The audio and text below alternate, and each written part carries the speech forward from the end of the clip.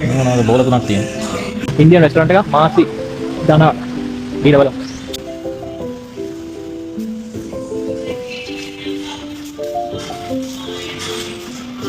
සුපිරි කැමරා ටිකක් තමයි මේකේ තියෙන්නේ. ඉතින් ආය මේවල ඉතින් ලංකාවේ තියෙනවා. සමෝසා දෙකක් තියෙනවා. මේවල නෑ පූරි තියෙනවා.